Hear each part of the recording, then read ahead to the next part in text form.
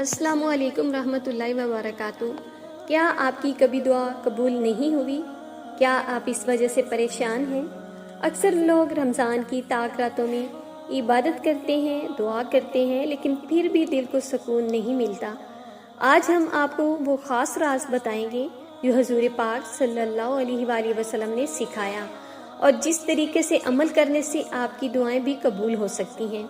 اس video کو آخر تک ضرور دیکھیں، کیونکہ ہم آپ کو وہ طریقہ بتائیں گے جس سے آپ بھی ان تاک راتوں کی برکت حاصل کر سکتے ہیں اور اپنی دعاؤں کو مقبول بنا سکتے ہیں۔ ایک ایسا لمحہ آتا ہے جس کے بارے میں کہا جاتا ہے کہ اس وقت مانگی گئی دعا خالی نہیں جاتی۔ بہت سے لوگ ان راتوں میں جاگتے ہیں، نماز پڑھتے ہیں، دعا کرتے ہیں، لیکن حیرت کی بات یہ ہے کہ کچھ خوش نصیب ایسے بھی ہوتے ہیں جن کی ایک ہی دعا ان کی پوری زندگی بدل دیتی ہے۔ آخر ایسا کیا ہوتا ہے؟ اس لمحے میں وہ کون سا وقت ہے جب آسمان کے دروازے کھول دیے جاتے ہیں، رحمت نازل ہوتی ہے اور بندے کی فریاد کو خاص طور پر سنا جاتا ہے؟ یہی وہ راز ہے جسے سمجھنے کے لیے ہمیں رمضان کی ان بابرکت راتوں کی حقیقت کو جاننا ہوگا۔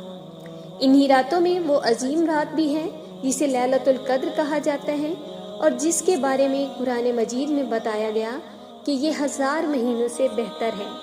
یعنی اگر کسی انسان کو یہ ایک رات نصیب ہو جائے اور وہ اخلاص کے ساتھ عبادت کر لے تو اسے ایک لمبی زندگی کی عبادت سے بھی زیادہ اجر مل سکتا ہے۔ یہی وجہ تھی کہ حضرت محمد صلی اللہ علیہ وآلہ وسلم رمضان کے آخری عشرے میں عبادت کو بہت بڑھا دیتے تھے۔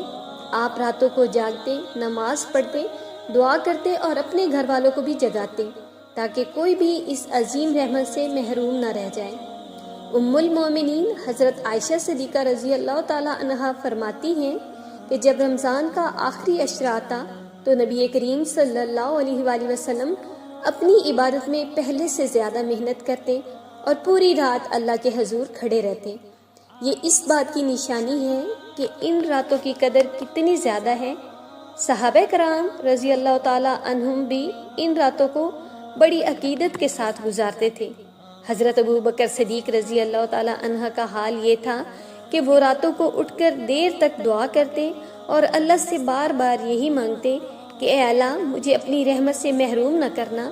اسی طرح حضرت عمر بن خطاب رضی اللہ تعالیٰ عنہ جب رات کو عبادت کے لیے کھڑے ہوتے تو ان کی آنکھوں سے آنسو جاری ہو جاتے اور وہ اللہ کے حضور عاجزی کے ساتھ دعا مانگتے۔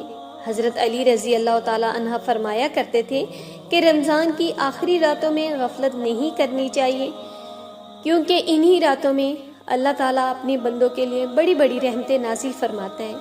احادیث میں آتا ہے کہ رات کے آخری حصے میں اللہ تعالیٰ آسمان دنیا پر نزول فرماتا ہے اور فرماتا ہے کوئی کون جو مجھ سے مانگے تاکہ میں اسے عطا کروں، کون ہے جو مجھ سے مغفرت طلب کرے تاکہ میں اسے بخش دوں۔ سوچے وہ لمحہ کتنا عظیم ہوگا جب ایک بندہ تنہائی میں اپنے رب کے سامنے ہاتھ اٹھاتا ہے اور اپنے دل کی بات کہتا ہے۔ یہی وہ لمحہ ہے جس میں بہت سی دعائیں قبول ہو جاتی ہیں، کیونکہ اس وقت بندہ دنیا کی مصروفیات سے دور ہو کر صرف اپنے رب کی طرف متوجہ ہوتا ہے۔ اس لیے اہل ایمان رمضان کی تاک راتوں میں خاص طور پر تہجد کے وقت کو غنیمت سمجھتے ہیں۔ یہ وہ وقت ہے جب دل نرم ہو جاتا ہے، آنکھوں میں آنسو آ جاتے ہیں اور انسان اپنے گناہوں کو یاد کر کے اللہ سے معافی مانگتا ہے۔ ایک روایت میں آتا ہے کہ جب حضرت عائشہ صدیقہ رضی اللہ تعالی عنہا نے عرض کیا یا رسول اللہ صلی اللہ علیہ وآلہ وسلم، اللہ پاک اگر مجھے لیلۃ القدر نصیب ہو جائے تو میں کیا دعا مانگوں؟ تو حضرت محمد صلی اللہ علیہ وآلہ وسلم نے فرمایا کہ یہ دعا پڑھو کہ اے اللہ تو معاف کرنے والا ہے اور معاف کرنا پسند کرتا ہے، پس مجھے معاف فرما دے۔ اس مختصر دعا میں بہت بڑی حکمت ہے، کیونکہ جب اللہ تعالیٰ بندے کو معاف کر دیتا ہے تو اس کی زندگی کی مشکلات آسان ہونے لگتی ہیں، اس کے لیے خیر کے دروازے کھل جاتے ہیں۔ تاک راتوں کا اصل مقصد یہی ہے کہ انسان اپنے رب کے قریب ہو جائے، اپنے گناہوں سے توبہ کرے اور سچے دل سے دعا مانگے۔ بعض اوقات ایک سچی دعا انسان کی تقدیر بدل دیتی ہے۔ اس کی پریشانیاں دور ہو جاتی ہیں اور اس کے دل کو وہ سکون مل جاتا ہے جس کی وہ مدتوں سے تلاش کر رہا ہوتا ہے۔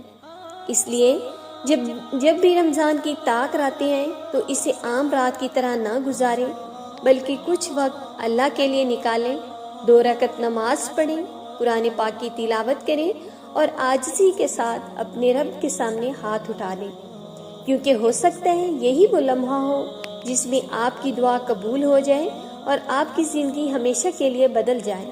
حضور پاک صلی اللہ علیہ وآلہ وسلم نے ہمیں وہ خاص طریقہ سکھایا جس سے دعا قبول ہوتی ہے، خاص طور پر ان طاق راتوں میں۔ وہ طریقہ بہت سادہ ہے لیکن بہت طاقتور۔ سب سے پہلے دل سے اخلاص کے ساتھ اللہ تعالیٰ کی طرف رجوع کریں، پھر اپنے گناہوں کی معافی مانگیں اور عاجزی کے ساتھ دعا کریں، اور آخر میں وہ مختصر مگر عظیم دعا پڑھیں، اللہم انک عفو تحب العفو فاعف عنی، یعنی اے اللہ تو معاف کرنے والا ہے اور معاف کرنا پسند کرتا ہے، بس مجھے معاف فرما دے۔ اسی عمل سے نبی کریم صلی اللہ علیہ وآلہ وسلم نے بتایا کہ دعا ان طاق راتوں میں قبول ہو جاتی ہے، اس لیے اس رات کی قدر کریں، یہ طریقہ اپنائیں اور دل سے اللہ پاک سے مانگیں، کیونکہ یہی وہ راز ہے جو آپ کی دعاؤں کو قبول کروا سکتا ہے۔